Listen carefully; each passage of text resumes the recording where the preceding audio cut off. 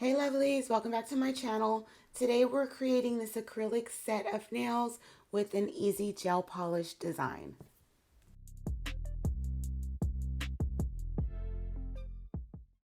The first thing that I'm going to show you on camera is creating my base for my nails. I have done my prep off camera. I'm going in with my Eden's Rose rubber base coat. I always keep a thin layer of this rubber base coat on my nails. And so when I do my removal of my nails, I remove whatever acrylic or polygel or gel that I have on top of that rubber base coat, and so that it keeps my natural nails protected. I do change my nails a lot, so I always keep that rubber base coat as a foundation, and I never remove product all the way down to my natural nails. So I'm setting the foundation and applying my nail tips all in one using the rubber base coat. So I just apply a thin size layer, a thin layer of the rubber base coat on my nails. Then I get my nail tip that I want to use. I've already sized everything and put a little bit of that rubber base coat inside of the tip. And then I turn on my gooseneck lamp and just make sure it's on straight, and then do a flash cure. When I say flash cure, it's just a quick cure for 15 seconds. When I'm done with the whole hand, I do put my hand in the lamp for the full 60 seconds for the full cure. So I'm going to show you that one more time, the application of my tips. So I go in with a thin layer of the rubber base coat, and I'll link this. Everything I mention, all the products and discount codes are in the description box below. So I go in with a thin layer of the rubber base coat. I get my nail tip and put a small amount inside the well of the tip, and I place it on the nail as straight as possible, and then I flash cure it in my lamp. You can use any type of lamp. It's just the gooseneck lamps are more convenient for me. I've had more success with those getting my nails on straight, so that's just what I use. And now I'm just going to go in and blend the tip. You're going to shape and everything like that and cut them to your desired length. I did do that off camera, but I wanted to show you the blend and how much easier it is to blend that tip when I use the rubber base coat. So you're going to see in a second how seamless that is. So that is another perk of using the rubber base coat, in my opinion. So now I'm going in with Not Polished Nude Panther acrylic, and like all of my latest videos, it is warm in my nail room, so my acrylic is setting up a little bit faster. So I am working with small beads, which I typically do, but I find that when my acrylic is setting faster, it is easier to work with small blends. The challenge that I have, and I'm going to be real honest with you guys, is when my acrylic is setting faster, I don't get to blend as well. And I don't like working too wet with my acrylic, because then my acrylic doesn't go on smoothly, and then I flood my cuticles and my sidewalls. So I am having a challenge. It is kind of challenging to me making that adjustment for acrylic when it's hot outside. Like where I live, it's really, really hot. And for me, when I'm doing acrylic in my home, I don't want the AC on because I don't want the vents in the whole house to smell like monomer. So I work in an unair conditioned room when I'm doing acrylic at this time of year. Obviously, I have the windows open. I have my fan on, my air purifier on, but I can't really run the air conditioners. So just bear with me in my videos. I hope by the end of this summer, I will master the acrylic. I know someone did say, put your monomer, your dapping dish in ice water, things like that. So I have received tips on how to work around that. So definitely will have that mastered by the end of summer. And summer where I live kind of like lasts all the way to like October. So it's pretty hot out here until like October, November, for being honest. So I'm just working in small beads because I don't want the acrylic to set up too fast. I'm not showing you the whole acrylic application on all 5 fingers for the simple fact that I'm just doing a regular nude acrylic. I'm just doing a basic acrylic application. So it's nothing fancy, or honestly nothing that you haven't seen on my channel before. I think you guys know I am obsessed with nude nails on myself. And actually I do kind of gravitate more to nude nail designs even if I'm doing it on my practice hand. That's just my aesthetic, like nude nails with a little pop of design. So I'm not leaving all the application in here. We will be getting into the gel design in a few moments. So yeah, let me know what you guys think about definitely working with your monomer when it's hot. Any other tips that you guys might have that I haven't heard before, and even if I have heard them before, someone in the comments might need them. Definitely leave your tips in the comment section below in regards to that. And basically, once I have like pretty much the acrylic laid, I do look at the nail from different directions to see if I have any low points or just wherever I need to add acrylic, and then that's just what I do. Don't feel bad about working in multiple beads. I know a lot of people can just do it in one bead. I'm not there yet, so I'm just working at my level. So I finished the acrylic. I have filed and shaped my nails, and now I'm doing my gel polish design. For me personally, I am going to draw out the design. It is a simple design, but because when I hold my hands in a certain way for pictures, I want the 2 nails that I'm drawing on to line up perfectly. And I can't freehand that. I need a guide. So I'm just using a pencil to do that. And the the gel polish is going to be pigmented, so it's going to cover up that line.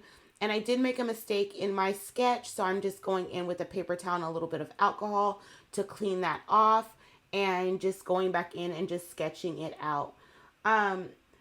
You kind of got to use what you got to use in order to get what you want.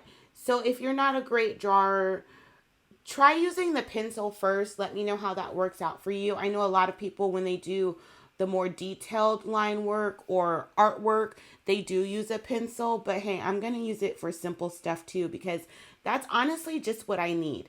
So now I'm going in with my gel liners, and the gel liners, all the gel liners I'm going to be using today are from MAKARTT. So they do have sets. I'll list the sets. I believe I can list the sets that the liners are from in the description box below.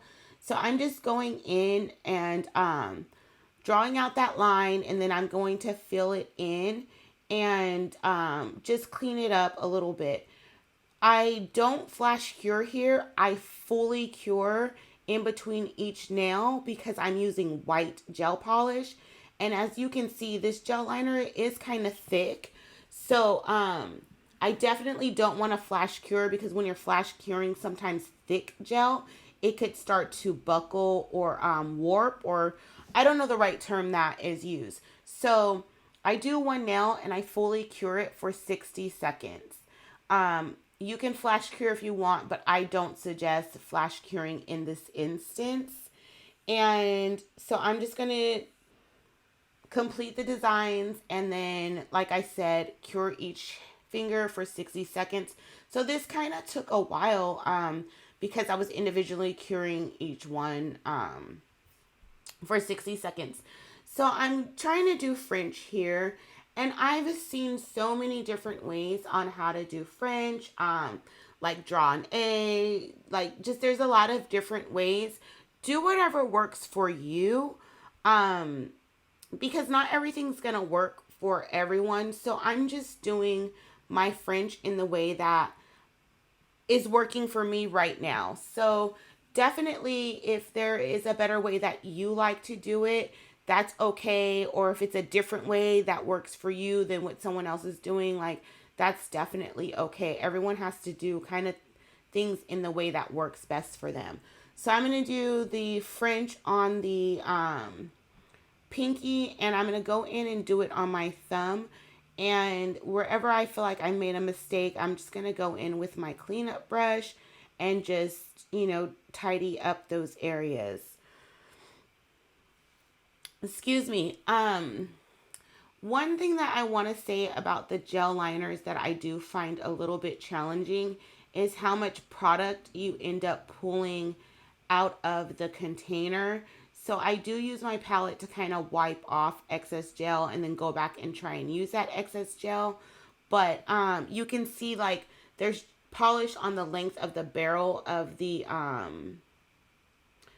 brush, and that starts to make its way down as you're working, and sometimes that can kind of pull and mess up your design. So if you are doing gel liners, just make sure you're aware of the amount of polish that's actually on not just the liner but the barrel of the liner, and wipe that off as necessary or as needed, because if once you get that design perfect, you don't want to mess it up with excess gel polish. So just one thing that I have to be aware of when I'm using the liners.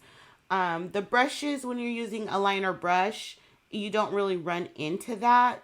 So just something to be aware of. So now I am cleaning up the thumb. And then what I'm going to do after I fully cured this nail for 60 seconds is I'm going to go in with some blooming gel polish. And this is by Not Polish. And so I did a thin layer. You can do a little bit thicker if you want your design to move a little bit. So I'm kind of going for like a crocodile look, but not the neat crocodile look. I kind of want it to fade and a little bit and expand. I want the design to expand a little bit. So I put a thin layer of the blooming gel, and then you do not cure it. You just go right into that with your gel polish design. And again, I did cure each one of those for 60 seconds just because I didn't want it to run. And then it's literally almost like 2 layers of gel polish. So this design was very, very easy, but just the going back and forth and curing each thing for 60 seconds, it kind of took a while to actually complete. So this nail, I'm just going in with all 4 of the colors, all 4 of the neons that I picked out, and just doing the little croc lines and then just putting a line on the side in the middle. Again, I didn't want this to be like extremely neat, like a neat crocodile look, more of a kind of, is it abstract? So in the next few clips, I did keep them in, but unfortunately I was out of frame in a lot of the next few clips, but I can still kind of talk you through it. On this nail, I only put the blooming gel directly on top of the white polish. I didn't put it on the entire nail because I didn't want the blooming gel to spread. I wanted to keep my design on top of the white. So I only put the blooming gel again just on top of the white design. And you could see that's actually what I did also on the thumb that had the French tip. So that's the process. I repeat that on all of the nails. I put the blooming gel polish on top of the white, then I do not cure, and then I go in with my liners and do my design work, and then after I do the design work, I do give that a full cure. So that's pretty much it for the design. Like I said, it was a pretty simple design. It just took a little bit of time. So I love how these nails turned out. It was a really simple design, but it just took a little time. So after I'm done top coating and fully curing that for 60 seconds, I am going to go in with my cuticle oil. You guys want to make sure that you are taking care of the skin around your nails, especially underneath your nails when you are wearing long extensions. That skin underneath your nail can be painful, and it does grow to kind of compensate for the length of the nails you wear. And some people with short nails have it. It's your hyponychium. But when mine does that, I make sure I'm putting cuticle oil behind that area every day.